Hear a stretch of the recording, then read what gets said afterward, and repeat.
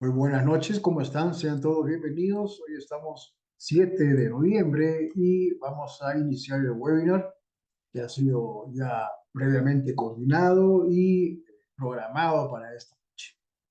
Permítame presentar mi nombre, Manuel Cuadra González, propietario de la agencia de asesoramiento y consultoría Ictus Sociedad Anónima, una empresa legalmente constituida en la República. Vamos a iniciar el webinar del día de hoy, programado 7 de noviembre, el cual se va a desarrollar desde México a través de la ponencia del doctor Alejandro Armendariz Salas. Antes de dar inicio al webinar de inmersión, quiero dar créditos y reconocimiento a las diferentes empresas que se han registrado para este webinar, a quienes vamos a estar haciendo llegar este video del desarrollo de este webinar que tiene que ver con la metalografía en la inspección externa e interna de una esfera, para evaluación de una esfera de género. Bienvenidos, vamos a dar por inicio entonces el webinar programado para el día de hoy. Enviamos saludos a la empresa Gerdau de México, a la empresa YPFB Refinación de Bolivia, a la empresa Duro Fulguera de España, también a la empresa Cambrin de Bolivia, a Girem Ingeniería Limitada de Colombia, la Universidad Pedagógica y Tecnología de Colombia, a la empresa Cotter de México, a IMEX Solution Eficientes de Perú, a Deminsac de Perú, Unexpro, sí, de Venezuela, a la Corporación Aceros Arequipa de Perú, a DIS Servicios de Argentina, a Luza Tecnologías de México y a la empresa CC de Colombia y a Ausenco de Perú. También damos saludos y la bienvenida a la empresa CAE de Perú, a la empresa SICA Metalúrgica de Argentina, a la empresa NO de Brasil, a la empresa de servicios PND Independiente de Colombia, a la empresa IPT de Perú, a FENSAC de Perú, a la empresa Horse Perú, también a Towar de México, a la empresa Phoenix Power de Perú, a la empresa Certec Pet de Perú, a la empresa Pan American Silver, ellos son de Perú, a Coempro SA de México, a la empresa SDS de Perú, a la empresa SSK de Perú, a Encoder, ¿sí? Encoder de Perú, a la empresa SKF del Perú, a JC Constructora de México, a CAT Ingenieros SRL de Perú, a Geotest SAC de Perú, a la empresa COAP de Bolivia, a la empresa CMC JM de Perú, a la empresa CIC de Colombia y finalmente a la empresa Contour Pumps de Colombia. Muchos asesores, consultores, muchos freelancers, ¿sí? Inspectores de inspección no destructiva, como también soldadores están presentes en este webinar programado para el día 7. Antes de iniciar la ponencia del ingeniero Alejandro Salas Armendariz, vamos a ver un video, el cual va a servir como la introducción de este webinar. En relación al video, solicito discreción, solicito prestación de la máxima atención posible, porque este video introductorio al webinar nos va a mostrar un acontecimiento bastante lamentable que ocurrió ya hace varios años, más de 28 años atrás, en México. Así que son bienvenidos al webinar. La metalografía es un método de examinación no destructivo en la inspección interna y externa para la evaluación de integridad de una esfera. Son bienvenidos.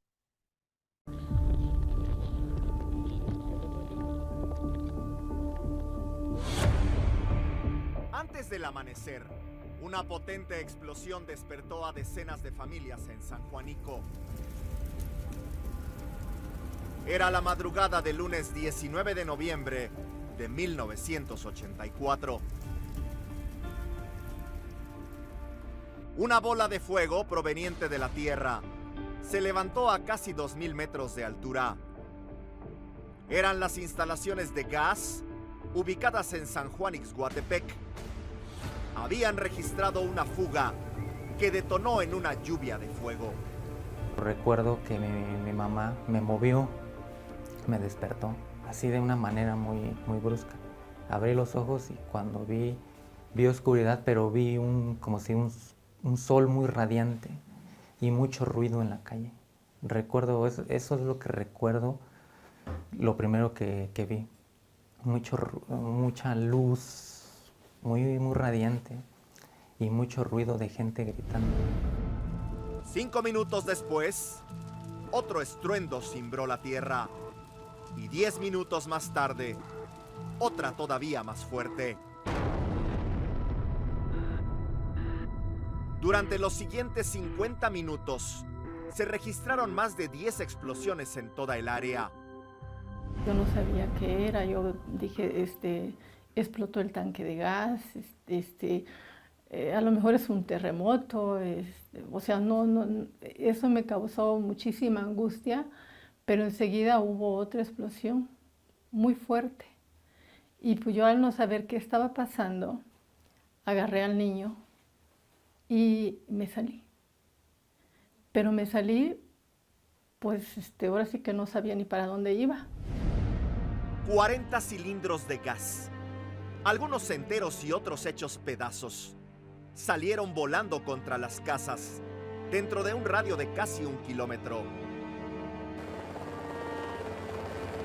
Los que pudieron salieron de sus hogares, sin poder imaginar que las calles serían el lugar más peligroso para refugiarse.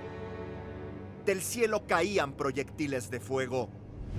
Las esferas tronaron, como era gas licuado de petróleo, pues es líquido. Subió y a la hora de caer la lluvia venía en fuego. Afuera, en minutos la escena fue lo más parecido a como describen el infierno. Antorchas humanas aceleraban el paso mientras eran consumidas. Algunas, aún vivas, ahogaron sus gritos entre el humo penetrante que terminó por asfixiarlos. Había una zona en donde pues, estaban los más quemados. Y allí de repente ya sacaron un muerto de los quemados. Ya sacaron 2 y así llegaba gente que me decía, ya se murieron tantos, ¿no? Gente que yo tampoco conocía. El llanto de las ambulancias recorrió lo que quedó de las calles. Había que empezar a rescatar a los heridos. Eran cadáveres carbonizados de todas las edades. 200 bomberos llegaron a San Juanico. Rociaron con sus mangueras las esferas que contenían gas líquido. La idea era evitar una siguiente explosión. Aquí cayó una que les llaman salchichas. Una salchicha 20 metros de largo y caer sobre una casa. Y cuando a veces que paso por ahí, pues recuerdo, digo, esa familia ya no, pues se acabó, ¿no? Antes del mediodía, la mitad de San Juanico había quedado desalojada. El olor a muerte se confundía con el gas que aún desprendía su despiadado aroma. Cuerpos cubiertos con sábanas explicaban el tamaño de la desgracia sin decir una sola palabra. Lo otro que me sorprendió fue niños recién nacidos, o sea, no sé, recién nacidos, meses, totalmente quemados, una familia abrazada en una cama, al pie de la cama, abrazados, carbonizados todos. Eso es lo que más me sorprendió. Cualquier casa medianamente habitable se convirtió en clínica improvisada. El reparto de comida y de agua fue insuficiente. El desfile de ataúdes quedó eternizado en estas imágenes que le dieron la vuelta al mundo. sigo llorando. Esas heridas de mi hijo no las he podido sanar. Sanaron las mías, pero las de él no. Ahí están. Sangran a cada rato.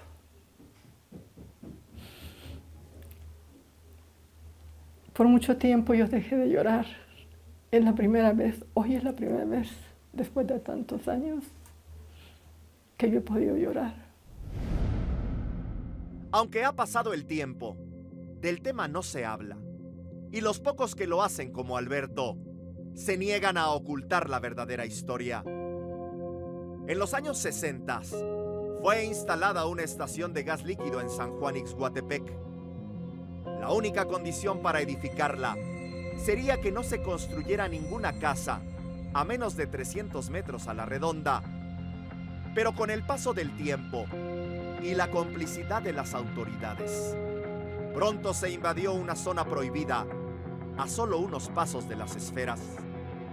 Mi mamá dice que 30 días después de la explosión pasó a entrar a la colonia y que ahí, dice, iba yo caminando y vi una mano así, con el hueso así, dice, ya quemada, dice la mano, pero le digo, ¿y te sorprendió? Dice, ¿te dio miedo? Dice, no, me dio lástima, dice, de ver, no sé de quién sería, y que estuviera así entre la tierra. El dolor, aunque ha disminuido, no se quita del todo con los años. Cada barda, cada calle, cada familia está marcada. Mucha nostalgia, mucha tristeza. La gente yo la veía cabizbaja, sin ánimos. Lógicamente, habían familias enteras que se perdieron. El 19 de noviembre de 1984, el fuego separó familias.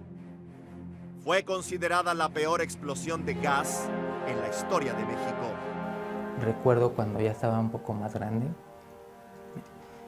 que había mucha gente en la calle quemada, lisiada, sin piernas, no tenían manos, tenían tenazas.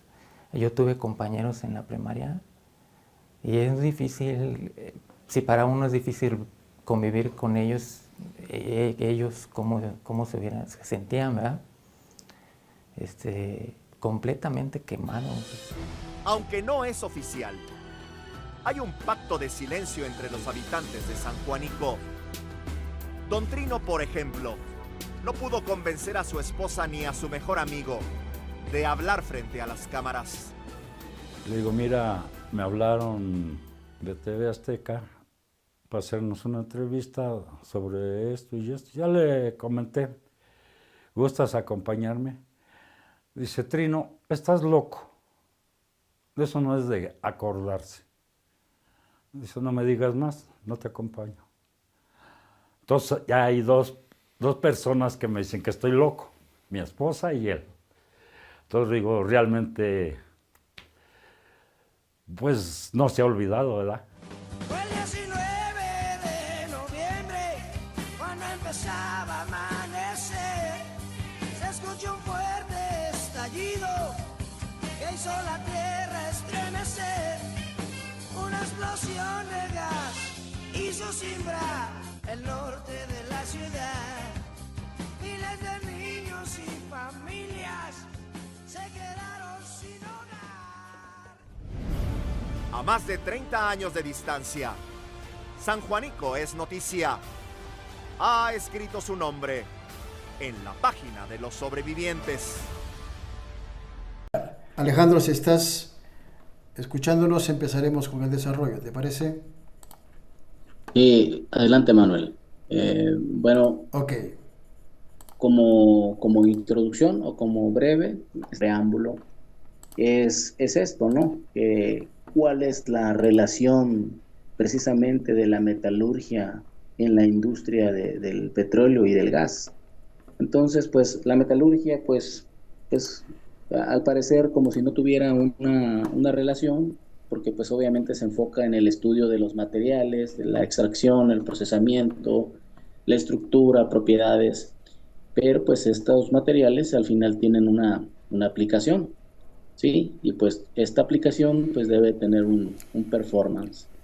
Entonces, pues la metalurgia al final del día pues desempeña un papel fundamental en la industria, pues gracias a que suministra los materiales necesarios en cuanto a fabricación y pues tiene una amplia variedad de productos industriales tanto en construcción, equipos de producción, estructuras metálicas. Y bueno, esta relación que existe en cuanto a la metalurgia en la industria del petróleo y del gas, pues es realmente muy estrecha, ¿sí? Porque obviamente una mala decisión, selección, fabricación o instalación de algún material, pues prácticamente nos trae alguna consecuencia, pues como la que vimos ahí en los videos, ¿no? Eh, el desempeño de los materiales es muy importante, pues, y obviamente cada material o cada metal tiene, por llamarlo de alguna manera, su estructura, su alma, ¿no? Y esta microestructura pues nos dice, si la sabemos descifrar, si sabemos descifrar esos códigos que nos dicen en algo que aparentemente es abstracto, podemos llegar a muchas determinaciones, ¿no? Entonces, prácticamente la metalurgia es la encargada de proveer metales y aleaciones que cumplan con todas las exigencias en cuanto a resistencia en la industria del petróleo y gas. De igual manera, pues también proporciona metales necesarios para equipos, como les comentaba, en cuanto a producción, transporte de gas, petróleo, tuberías, válvulas, equipos de perforación, todo lo que es un sistema en cuanto a instalaciones, plataformas marinas, y pues y más ahora que hablamos de las partes de equipos críticos como lo son las esferas. Esto implica pues prácticamente desafíos también nuevos en cuanto a desarrollos tecnológicos, nuevos materiales, en cuanto a toda esta parte de selección de materiales y pues obviamente exigir y tener un mejor desempeño. Específicamente hablando del tema que nos acomete en cuanto a lo que es la metalografía, pues prácticamente como introducción, les comentaba que, bueno, la metalografía como tal, pues en cuanto a los planes de inspección o planes de mantenimiento o durante un análisis de integridad, pues nosotros lo que debemos de hacer es establecer los procedimientos, criterios en cuanto a caracterización de materiales, ¿sí? En cuanto a los materiales de los cuales están construidos nuestros equipos, en este caso las esferas. Entonces, hay algo que se llama nivel de incertidumbre. En otros rubros, como la medición del gas, aplica ciertos modelos, pero básicamente hablando aquí de la parte de incertidumbre, cuando nosotros procedemos a hacer nuestros análisis de integridad, al no tener el dato más cercano a una realidad, pues tomamos bases como conservadoras, ¿no? Por llamarlo de alguna manera, y estas decisiones nos llevan prácticamente a castigar nuestros resultados. Entonces, al hacer este tipo de restricciones, pues nosotros mismos estamos coaccionando en cuanto al análisis del tiempo de vida del equipo, o inclusive podemos llegar a tomar una mala decisión. Entonces, mediante la caracterización de materiales por metalografía, nosotros podemos tener un acercamiento más detallado, por llamarlo de alguna manera, en cuanto a la decisión, sobre todo sobre las propiedades mecánicas, pero también cuando nuestros equipos están en operación, podemos detectar otras anomalías. Estas anomalías pueden estar precisamente relacionadas con la fabricación o con el servicio. Entonces, el objetivo primordial de la metalografía, pues prácticamente es seguir los criterios para una caracterización, y también esta caracterización no solamente es la metalografía en sí, sino que la caracterización completa va conjugada con la parte de dureza.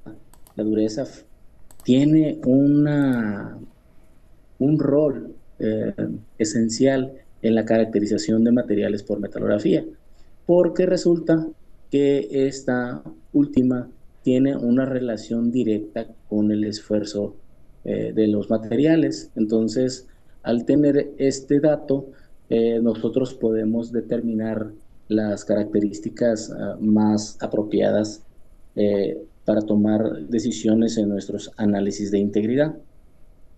Entonces, el objetivo, ya les comentaba, el alcance en cuanto a la parte de caracterización de materiales. Bueno, nosotros podemos ver una serie de defectos, inclusive podemos ver la parte de microgrietas, podemos evaluar la microestructura y identificar las fases presentes.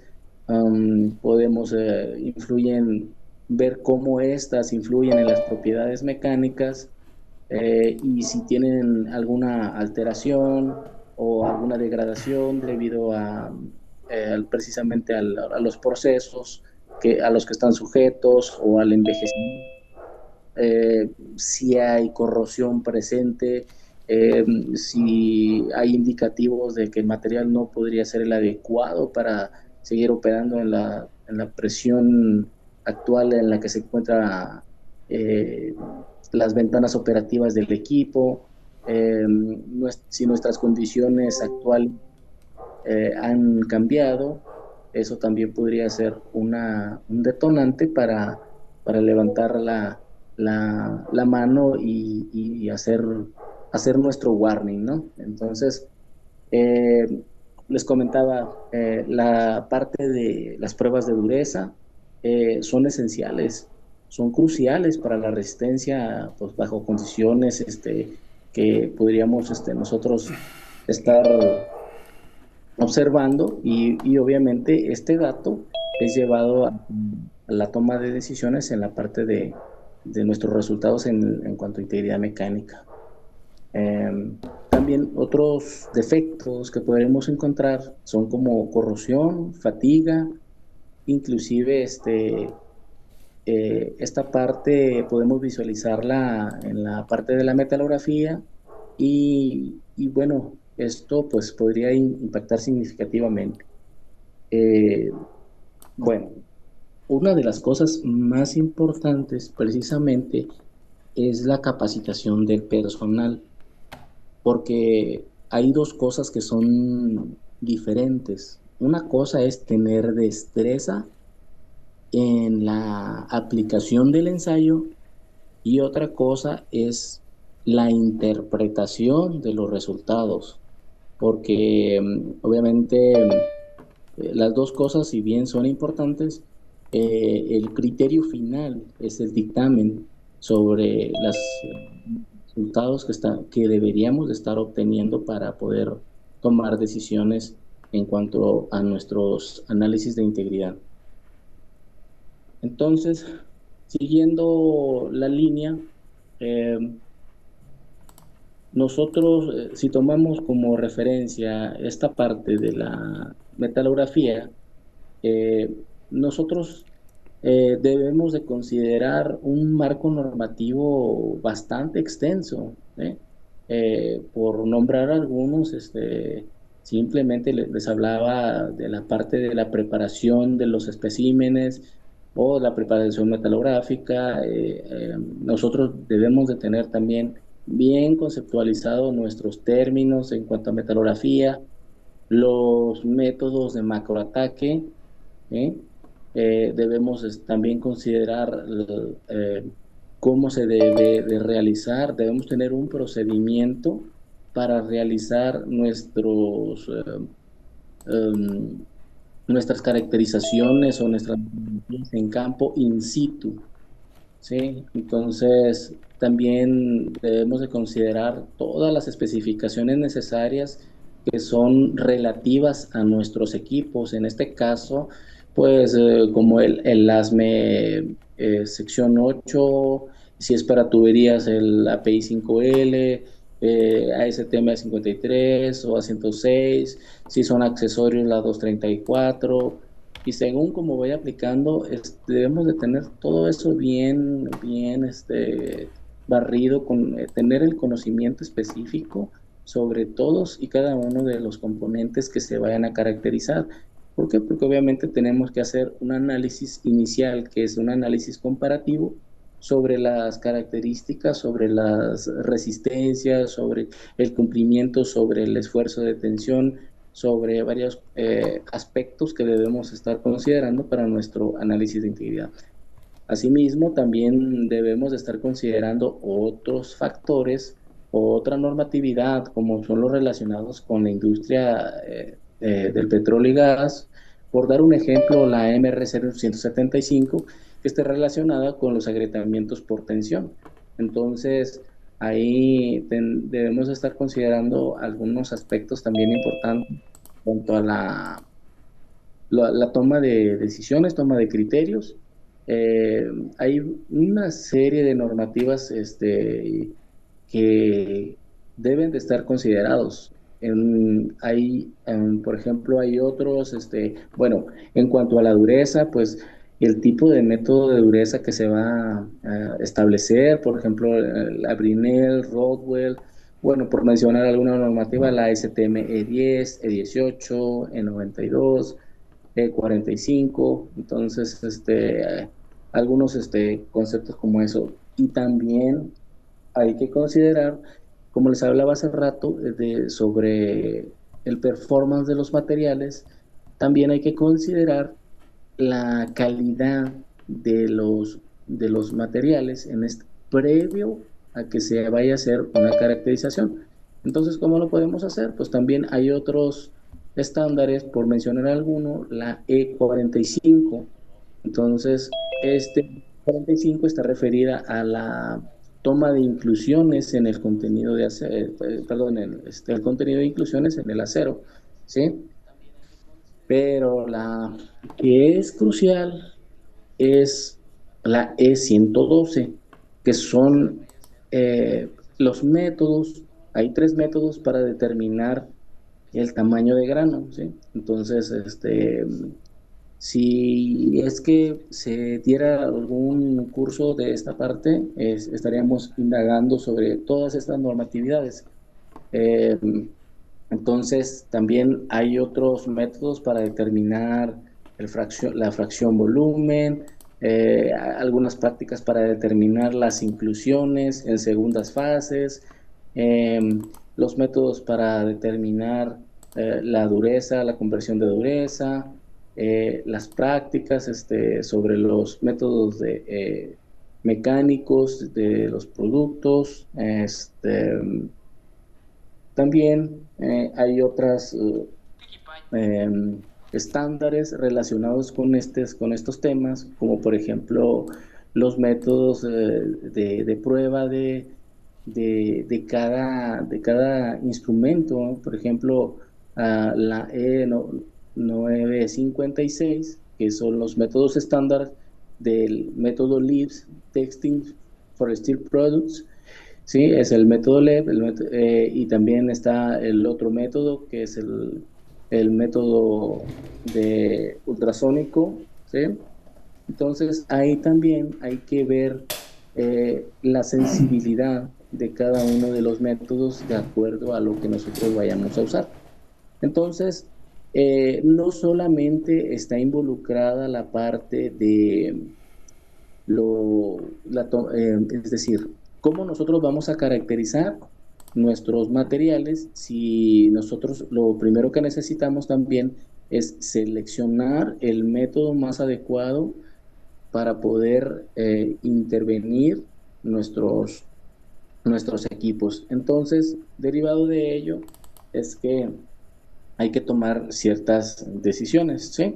Entonces, la, la intención de, de este webinar, como de manera introductoria, es pues prácticamente de definir nada más qué tipos de defectos se podrían encontrar en una esfera.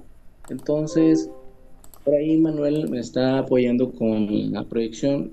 Básicamente aquí tenemos ya algunos, um, algunos datos que están relacionados con las esferas. Entonces, aquí básicamente el plan de inspección sobre caracterización de materiales, ahí lo tendríamos que definir los puntos que son más susceptibles para que sufran algún daño sobre fatiga, sobre corrosión, sobre algún evento que pudiera relacionarse.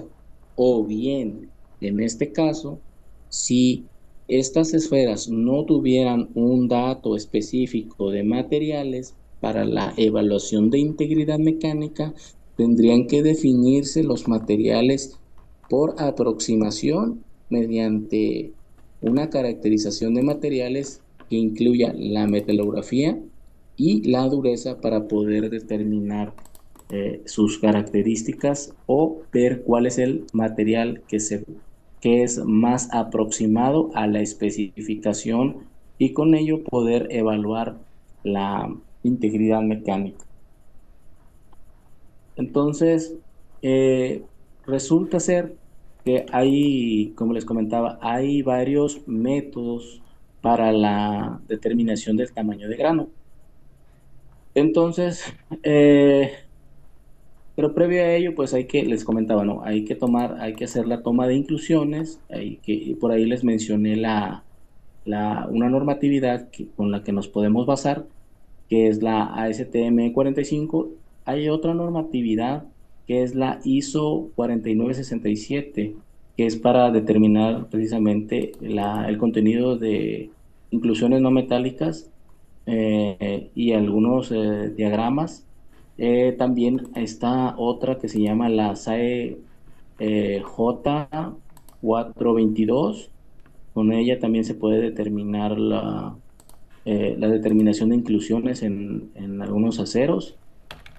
Y la que ya les había mencionado, que es la 1245, que es para determinar las segundas fases y contenido de manera automática en los metales. ¿Sí?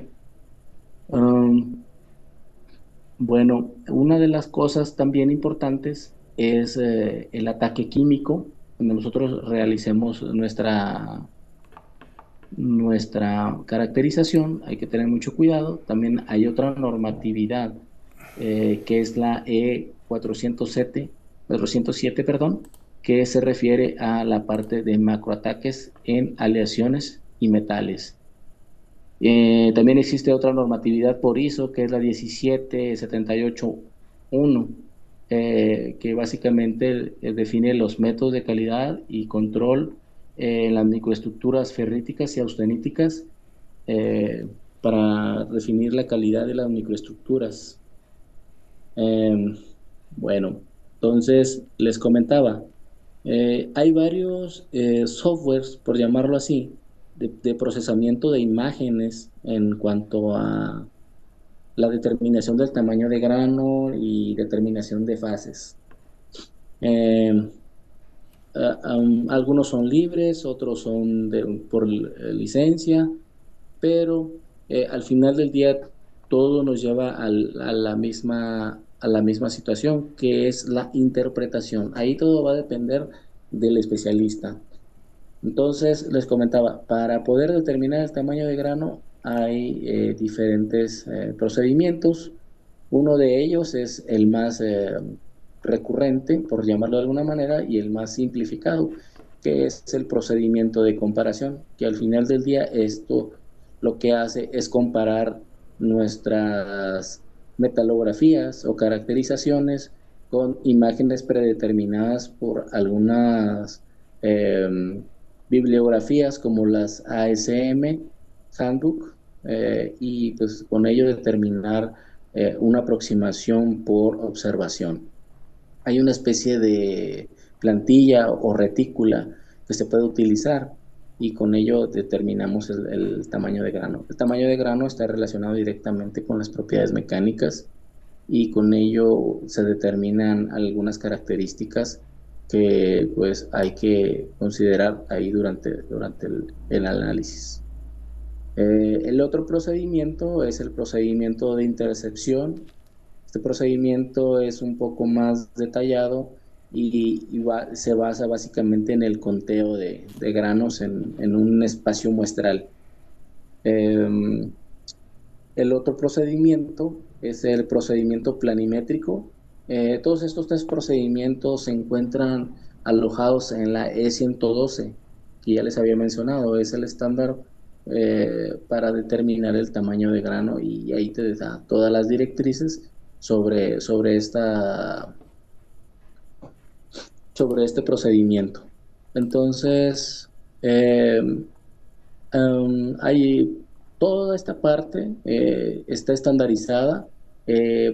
Otro estándar, por citarlo aquí, es el E1382, que son los métodos para determinar el tamaño de grano usando softwares o herramientas automáticas o semiautomáticas para analizar las imágenes.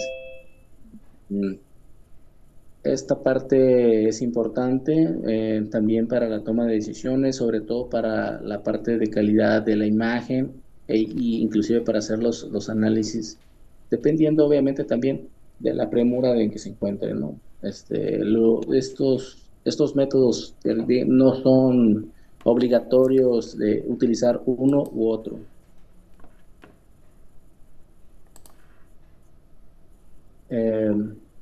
Bueno, les comentaba que este procedimiento de metalografía sigue una serie de pasos y secuencias. Este proceso no solamente es caracterizar y determinar el tamaño de grano, también hay que encontrar las fases presentes, hay que determinar la fracción volumen de cada uno de los componentes que se encuentren presentes, y esto obviamente nos va a llevar a caracterizar nuestro material, nuestra aleación, y obviamente pues tomar el dato más preciso para nuestro análisis de integridad. Hay que considerar también el ensayo, que es complementario, que ya les había dicho, que es la medición de durezas.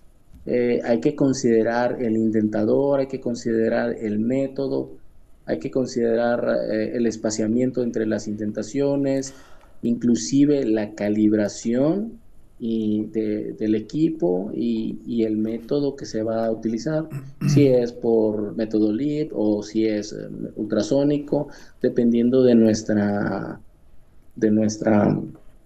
necesidad. Al final, nuestro cálculo de dureza también va a tener un margen de error, y esto pues nos va a llevar a tomar las decisiones. También esta tiene criterios de aceptación. Entonces, les mencionaba por ahí la ASTM MR 175, que, bueno, una de las claves es que menciona la dureza máxima que debe de ser tolerada. Entonces, eso también lo deben de considerar a la hora de hacer las caracterizaciones, sobre todo en la parte de dureza.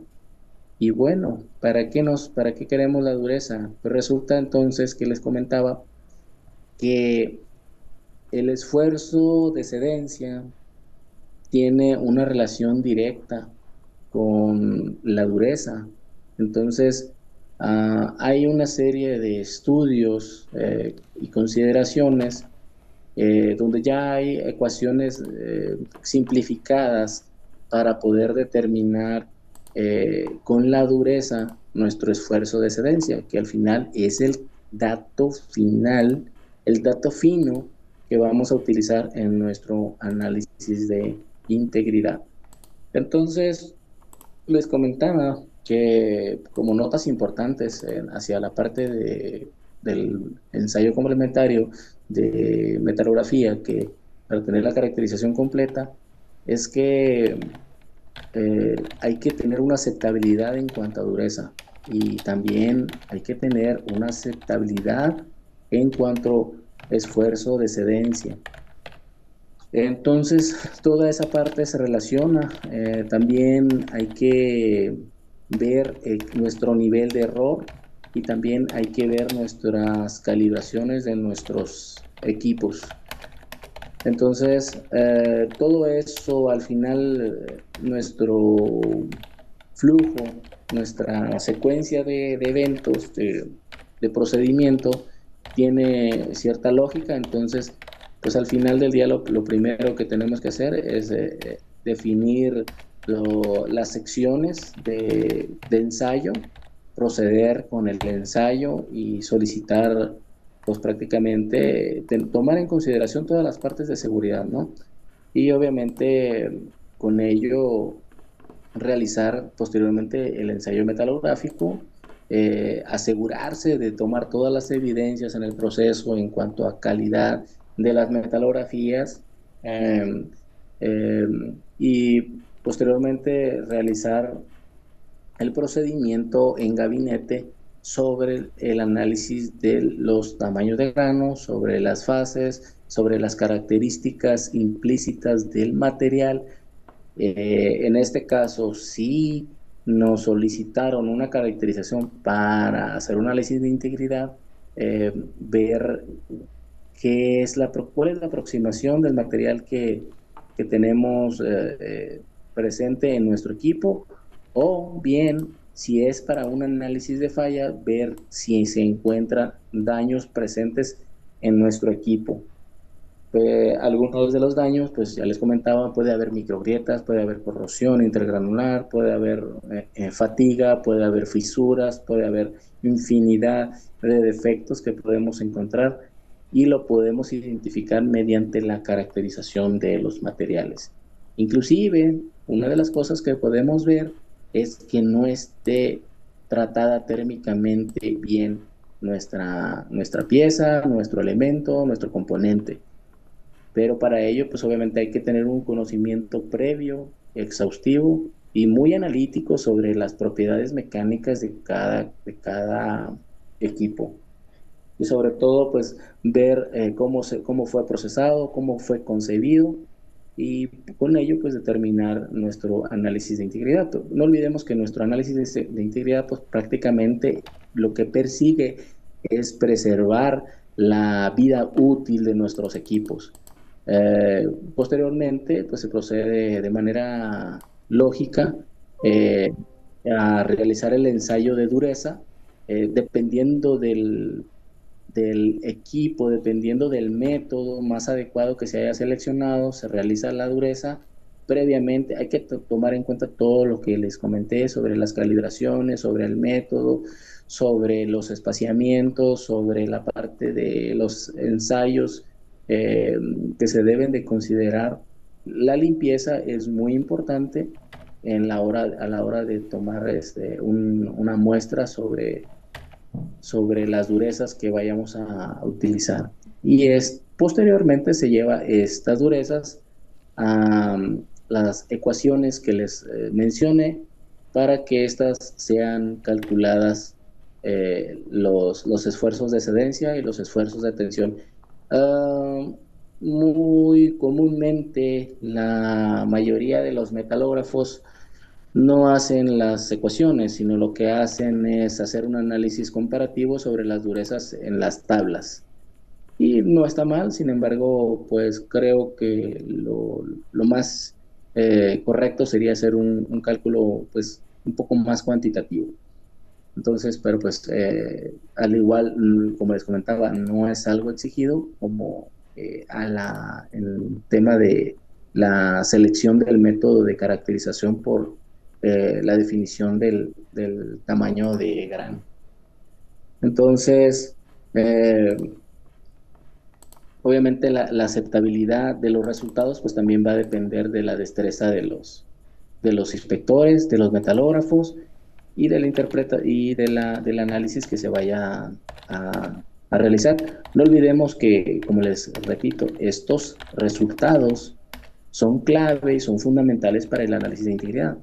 Cuando estos datos al final sean cargados y las demás ecuaciones o los demás cálculos de esfuerzo, sobre todo, sean, valga la redundancia, se corran en las memorias para el análisis de integridad, vamos a obtener un resultado con base a ese nivel de incertidumbre. Entonces, pues lo correcto sería que la persona que realice este tipo de ensayos tenga esa destreza para realizar el ensayo, pero también que tenga los criterios necesarios para la toma de decisiones en cuanto a plasmar estos resultados de manera que sean lo más precisos posibles.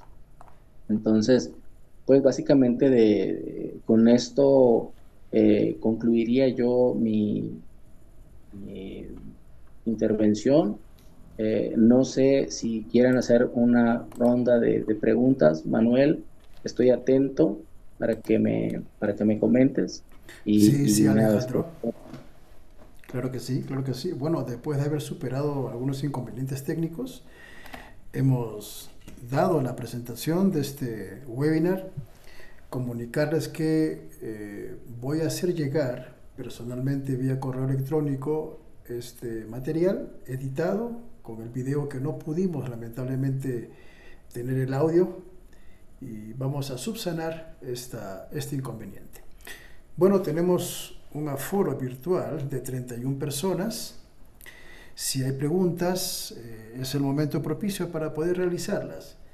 Durante el tiempo que el doctor Alejandro Arbendáriz ha estado desarrollando su ponencia, he estado compartiendo algunos cortas imágenes, ¿no?, de lo que sería ya un plan de inspección realizado, ¿no es cierto?, en donde hemos podido visualizar las intervenciones que se hacen a este equipo, ¿no? Hemos visto inspecciones dentro del dibujo isométrico de juntas, uniones, cruces, dibujos muy bien representados, y en el curso, porque este webinar promueve un curso de 32 horas académicas en el tema de la elaboración de un plan de inspección para evaluación de una esfera, vamos a estar compartiendo mucho más material. Si hay preguntas, caballeros, lo podemos formular. Bueno, aquí tenemos una intervención, Alejandro, de parte de Hernando Gelbes. Hernando pregunta, ¿cómo elegir la zona del equipo más adecuado para realizar la metalografía? Ok, bueno, sí, es una excelente pregunta. Qué bueno que hay interés de esa parte. Bueno, no olvidemos algo que se llama en nuestros equipos zonas críticas, ¿sí? En este caso, por ejemplo, si habláramos de una T, específicamente, nuestras zonas críticas serían las zonas de choque, ¿sí? Entonces, también nuestras zonas críticas serían las zonas cercanas a las soldaduras, ¿sí?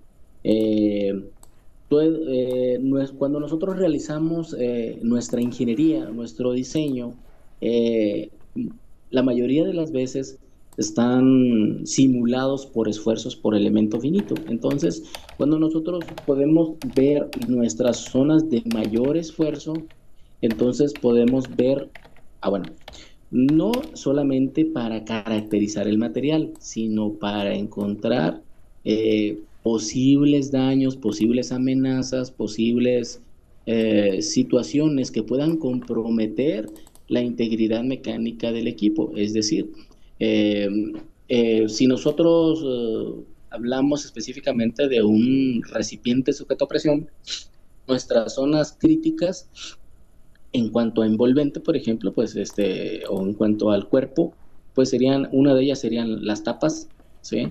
o las zonas cercanas a la envolvente, pero también no olvidemos que, por ejemplo, en cuanto a los recipientes sujetos a presión, tanto las tapas como los envolventes en algunos casos, en la mayoría de ellos, creo, son distintas especificaciones de materiales. Entonces, nuestras zonas críticas, por llamarlo de alguna manera, también son nuestras zonas bajas, nuestras zonas frágiles, nuestras zonas cercanas a boquillas, nuestras zonas cercanas a soldaduras.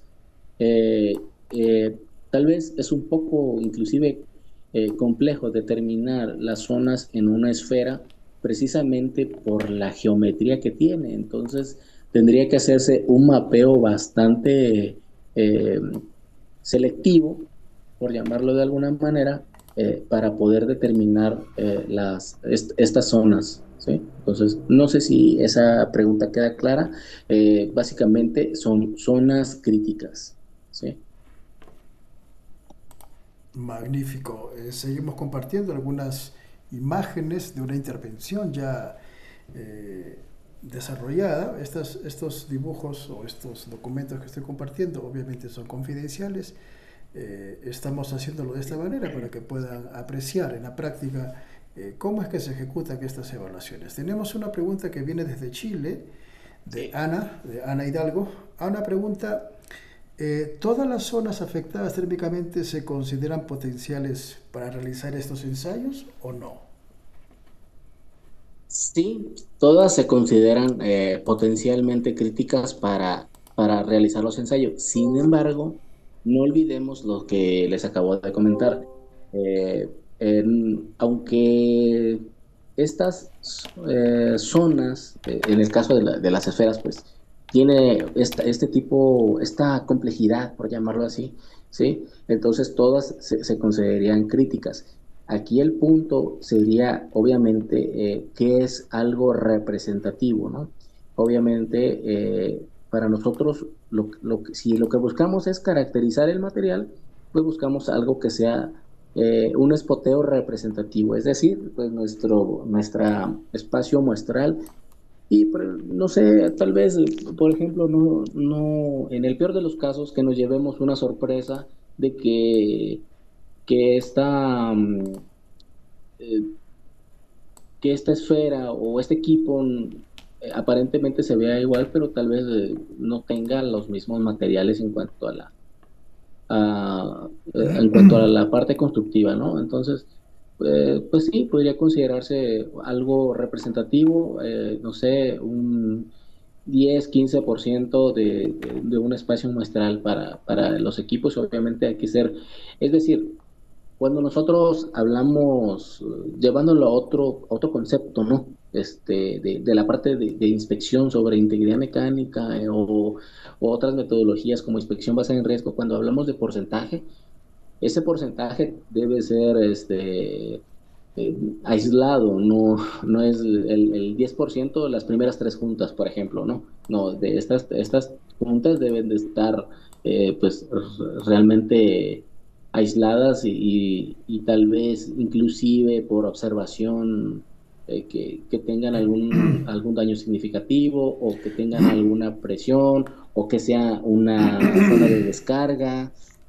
Todas esas consideraciones hay que verlas en lo que nosotros podríamos llamar en nuestro contexto operacional como un diagrama de entrada, procesos y salidas. Entonces, de ahí nosotros también debemos de considerar toda esa parte, no solamente tomar la decisión de manera arbitraria. Perfecto. Okay. Perfecto. Tenemos otra pregunta de parte de Dalmilo Rosales. Buenas Dalmilo noches. Dice: ¿cómo estás, Dalmilo? Hago lectura de tu pregunta, ¿sí?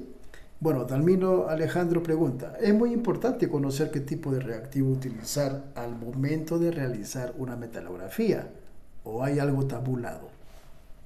No, sí es importante. Es algo crítico, porque, bueno, hay diferentes tipos de reactivos, ¿sí? Y de esta manera, en su nombre lo dice, ¿no? Reacciona o se manifiestan las fases, ¿sí?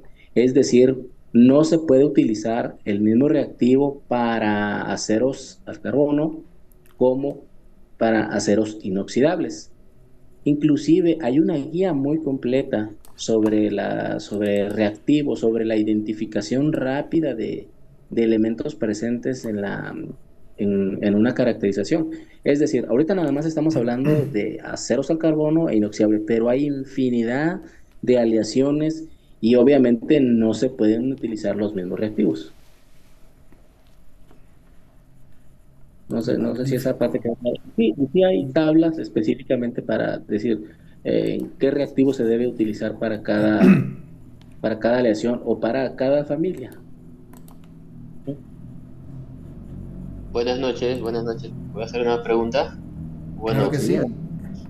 varias preguntas. ¿Cómo está? Aprovecho de saludarles. Saludos desde acá, desde Talara, Perú.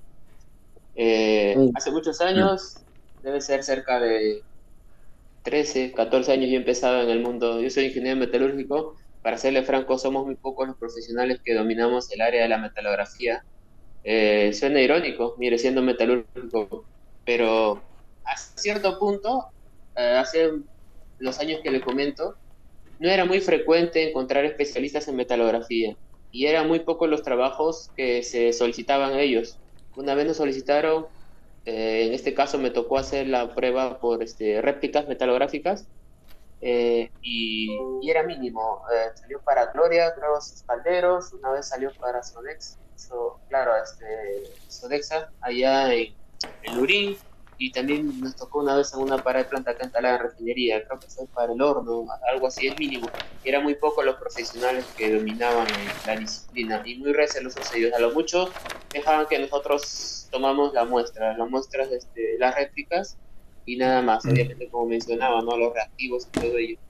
La pregunta que quería hacer, o bueno, le quiero hacer varias preguntas, es, si bien es cierto, se está contemplando ahora más en el campo de integridad, eh, los especialistas están, digamos, explícitamente en ellos, están muy familiarizados con este tema de la metalografía en cuanto a evitar futuras fallas, futuros accidentes, como que vimos en el video. Bueno, no llegamos a ver, pero sí vimos, ¿no?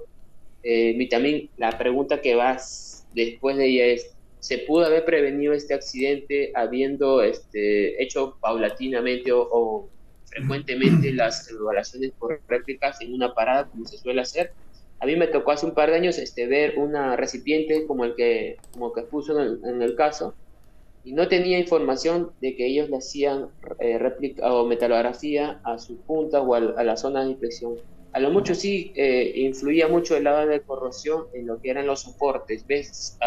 Antiguamente los tanques se hacían acá en este caso se hizo con ingeniería japonesa, estaba con sus normativas GIS, creo que es de los años 50, 60 por ahí, y el problema que radicaba demasiado era en la corrosión. En ese tiempo se usaban los sombreritos chinos en las bases que tenían los esféricos. Y también quería ver si es que se ve afectado la metalografía, o en este caso, no solamente en recipientes que van a trabajar a una temperatura crítica superior, o como es el caso de los fenómenos CRIP, y tenía varios puntos. Pero bueno, al menos por ahí, no sé si se ve muy interesante el curso. Felicito al ingeniero Manuel por la gestión y por este tema que es muy importante, y agradezco al expositor por su tiempo y su expertise. Muchas gracias. A ti las gracias, Juan, a ti las gracias. Bueno, Alejandro, ¿tienes algo que comentarle Sí, para Juan en Talara? sí, buenas noches. Sí, definitivamente esto también es una serie de consideraciones, digamos que todo es sistemático, ¿no? O sea, la parte de inspección visual, la parte de ensayos no destructivos, esta parte de la metalografía. Tenemos, como lo aclaré al principio, no debemos caer en la falsa creencia de que la metalografía solamente es para identificación del material. Sí, es una parte esencial, pero, por ejemplo, si tenemos fatiga en nuestro equipo, no solamente fatiga mecánica, también puede ser fatiga térmica. Entonces, si nosotros podemos identificar esto con antelación o con anticipación, definitivamente sí se pudo haber evitado. A veces los análisis causa-raíz nos llevan a una situación en la que las atribuimos, bueno, hubo una fuga, pero ¿cuál fue el origen de la fuga? Pues obviamente, definitivamente el material se fatigó, el material se dio, ¿sí? Pero para ello, seguramente o muy seguramente, no sabemos cuándo fue su último mantenimiento, no sabemos cuándo fue su último warning, ¿no? Nuestras alertas, no sabemos toda esa parte, ¿no? Si bien ahorita les comentaba, ¿no? Sobre la parte del contexto operacional, ¿no? Algo que es muy común ahora, recientemente, lo que llaman ventanas operacionales, ¿no? Nuestras partes, nuestro espectro ideal, nuestro espectro crítico bajo y nuestro espectro crítico alto. Entonces, esto lo comento porque si bien son equipos estáticos, nuestros cambios operacionales, cambio de fluido, cambio de condiciones operacionales, sobrepresiones, swing de temperatura, presiones, el cambio de presiones, toda esta serie de consideraciones aunado a que el evento, por decirlo así, fue en los 80s. Recordemos que nuestros procesos, como lo dije al inicio como introducción sobre la metalurgia y la industria del petróleo y gas, nosotros día a día, así como la industria, también buscamos que nuestros materiales tengan un diferente performance, un diferente desempeño en la actualidad. ¿Por qué? Porque obviamente una de las condiciones reales es que, por ejemplo, ¿no? Si nuestros anteriormente no tenían la necesidad de, de sobrebombear o de represionar o de inyectar o de estimular, pero ahora los fluidos vienen tal vez o más sucios, más contaminados, tienen otras características que al final afectan a nuestros equipos. Y estos equipos, en la mayoría de las ocasiones, son instalaciones muy, muy viejas. Entonces, como no, me gustaría que vieran el video cuando tenga tiempo, esa instalación relata que prácticamente fue de los 60s cuando se hizo la esfera. Entonces, imaginen cuánto tenía de edad, los procesos metalúrgicos que llevó para la construcción de esa esfera. Entonces, haciendo una breve comparación, no es lo mismo un equipo construido con las ingenierías de la actualidad comparada con una de los años 60. Entonces, no sé si mi explicación o mi relato pudiera dar una impresión sobre la pregunta. Sí, sí, me colgó muchas dudas. Justo ahora que recuerdo, cuando se hace la mecanografía, obviamente, como usted mencionaba las normas, entiendo yo así, es como si fuera una foto de un antes y un después. Y, digámoslo así, se tiene hasta cierto grado de precisión, poder, ¿cómo podemos decir? Darle un tiempo de vida, trabajar con un grado de, como usted menciona, ¿no? Incertidumbre o reducir la eficiencia del equipo. Sí, correcto, correcto, correcto. Nosotros al final del día podemos, pues, dar esta cuantificación, ¿no? Porque no le podemos llamar a un dictamen, pero sí es un parámetro, damos un parámetro para que se pueda realizar el análisis de integridad, ¿sí? Entonces, nosotros lo que generamos es un dato, ¿sí? Y este dato es llevado hacia la parte del análisis de integridad, pero si nosotros damos un dato equivocado, pues también generamos un problema, ¿sí? Entonces, es por ahí el tema. Magnífico, magnífico. ¿Una pregunta? Sí, tenemos preguntas de Pablo Mata, me permiten. Bueno, Pablo Mata pregunta cuántas metalografías y durezas se realizan por placa. Eso va a depender sobre todo de la parte de la dimensión del equipo. O sea, no es algo,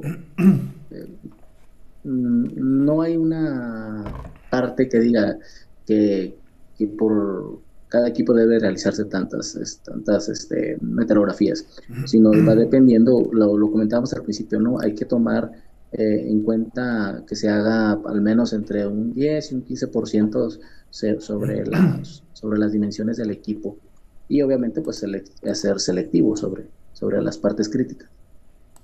Ok. Fidel Castillo pregunta, ¿para realizar este tipo de ensayos se requiere alguna certificación?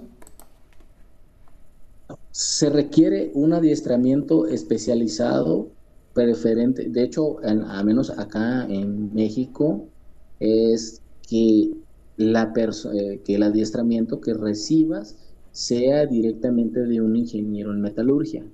Por obvias razones, sí hay ingenieros, bueno, analistas metalógrafos, ¿sí? Que son quienes realizan los ensayos, pero la parte analítica es la que es más crucial, ¿no? Y por obvias razones debe de estar instruido por un ingeniero en metalurgia. Genial. Hernando Gelbes pregunta, ¿es válido hacer dureza por indentación? Se refiere, no entendí bien la pregunta, a ver, ¿se refiere a dureza por banco o a qué se refiere? A ver si me puede aclarar esa pregunta. Ok. Hernando, si estás presente, ¿puedes profundizar tu pregunta?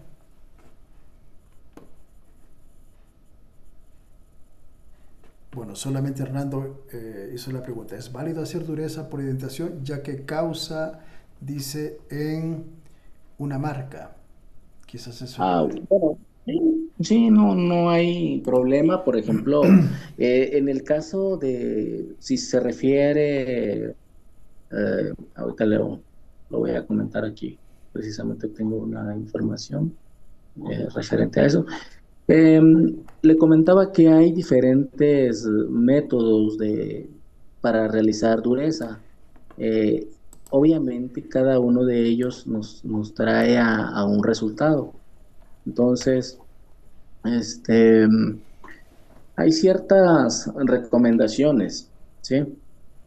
Para la selección del intentador. Por ejemplo, ahí lo que hay que considerar es el espesor, el peso de la pieza, debe considerarse la selección del tipo de dispositivo de impacto.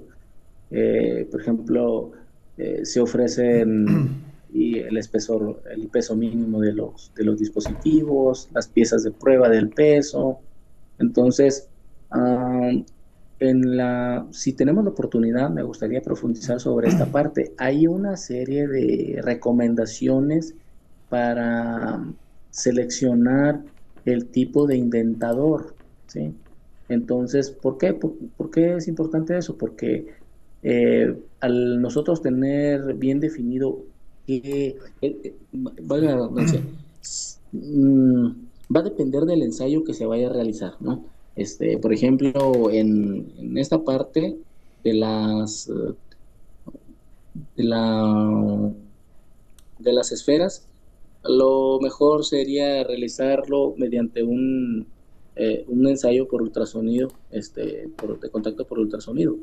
Pero, por ejemplo, si nosotros estamos realizando durezas en piezas de fabricación, por ejemplo, como lo que son bridas, ahí no habría problema si utilizamos un método LIP. Entonces, pero también esto también nos lleva a otra situación más específica sobre las diferencias, sobre el grado de error, sobre algunas cuestiones de verificación sobre los equipos. Es un tema también donde se tiene que profundizar. Por eso les comentaba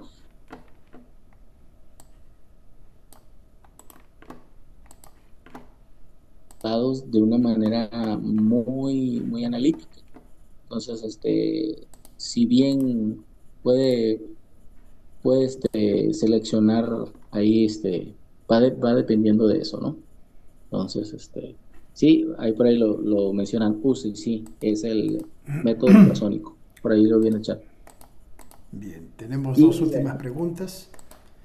Sí, dos ¿sí? últimas preguntas y luego compartimos el temario del curso para los que ya están interesados. Fidel Castillo dice, ¿se puede recomendar un ensayo de análisis químico para aportar a la metalografía? Sí, sí, pero bueno, aquí no perdamos de vista esto. El análisis químico solamente te va a dar la composición, pero no te va a dar dureza. Entonces, pues sí, podrías. Normalmente lo utilizan más para la identificación de aleaciones, ¿sí? Entonces, ahí hay una situación, por ejemplo, ¿no? Este es otro tema, completamente. Hablando de API 578, por análisis químico de campo, por rayos X o por método, o por el otro método que es espectroscopía, tiene sus limitantes, tiene sus limitantes. Entonces, por ejemplo, de rayos X, solamente te sirve para aleaciones, pero no para, en este caso, para las esferas no te serviría porque es acero al carbono, entonces no lo detecta. Entonces no serviría realmente de mucho. Entonces, no sé si queda cubierta esa pregunta. Um, este curso también está interesante sobre la parte de análisis químico. Se llama identificación positiva de materiales. Magnífico. Ya estamos llegando a la parte final. Bueno, aquí tenemos el temario propuesto para el curso. Estamos tentativamente programando el curso para el 20 de este mes. Igual vamos a hacer llegar toda información relevante a los correos electrónicos. Alejandro, si nos puedes hablar un poco acerca de este temario. Sí, bueno, el temario de lo que es la metalografía, pues habla básicamente sobre la preparación de metalografía, ya sea que esto se haría en alguna probeta, les mostraría algunos videos, si se daría en línea sobre generalidades sobre la parte de metalurgia, algunas normatividades, de las que les mencioné, indagar en cada una de ellas y cómo interactúan sobre sobre el análisis, sobre el ensayo, la parte de los reactivos, qué reactivos seleccionar, hay una normatividad específica para los reactivos. En cuanto a la parte del pulido en campo, cómo se realiza, cuáles son los pasos para seguir. En este caso, por ejemplo, ahí menciona ese pulido grueso, pulido fino. Cada uno de ellos tiene una forma específica de llevarse a cabo. Posteriormente viene la parte de microscopía óptica, ¿sí? Cómo se lleva a cabo, cuáles son los objetivos en el microscopio, eh, qué, qué es lo que podríamos estar observando. Hay que seleccionar los objetivos que se utilizarían en el microscopio metalográfico de campo.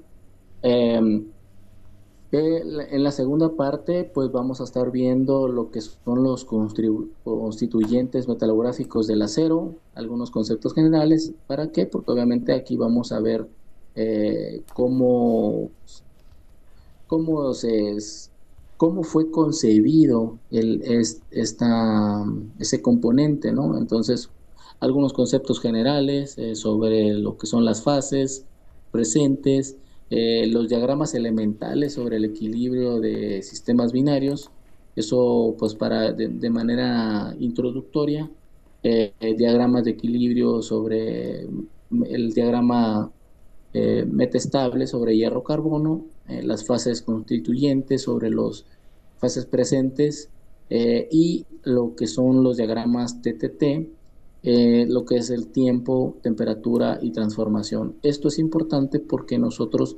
debemos de conocer cómo fue concebido o cómo fue manufacturado el componente. Si hablamos de lo que pasa es que, por ejemplo, así a grosso modo de este tema, es que La placa de acero, antes de ser placa de un recipiente, tiene otro nombre. Por ejemplo, los aceros comerciales acá en México, o por decirlo de alguna manera, son 1030, 1045, placa antes de ser rolada. Después de ser rolada, esa placa se convierte en un ASTM A516, A515, y entonces ya son especificaciones. Entonces, obviamente, pues cada uno tiene una característica, ¿no? Pues fue laminado en caliente, fue rolado, etcétera, ¿no? Después, bueno, viene el tercer tema, que es el reconocimiento de las microestructuras, ¿sí? Eh, la estructura de solidificación, ¿sí? Cómo se forman esas microestructuras, cómo se manifiesta el temple revenido, eh, y bueno, después viene la parte de los análisis cuantitativos sobre el acero, lo que son los ataques metalográficos en la probeta, los métodos para la determinación del tamaño de grano basados en la normatividad que aplique, los métodos, definir cada uno de los métodos de comparación de imágenes, método de intersecciones, cálculos contenidos, caracterización de inclusiones, la dureza y la relación sobre el esfuerzo de tensión y de cedencia del material, y pues prácticamente con ello llevarlo a nuestras bases de datos de cálculo y determinar la caracterización de material, ¿sí? Eso sería básicamente. Se ve simplificado el temario, pero en realidad tiene bastante información de dónde tomar. Pues bueno, algunas de las cosas también es importante ver una práctica, cómo se elabora la metalografía, cómo se aplican los reactivos, cómo se preparan los reactivos, también tener los cuidados de seguridad, porque se utilizan herramientas como mototools, ¿sí? Taladros inalámbricos o lo que se pueda utilizar, ¿no? Recordemos que esta parte de la meteorografía normalmente va a ser en espacios remotos, donde no tenemos acceso a energía eléctrica, y pues obviamente tenemos que utilizar equipos que se desempeñen de esa manera. Entonces, eso sería.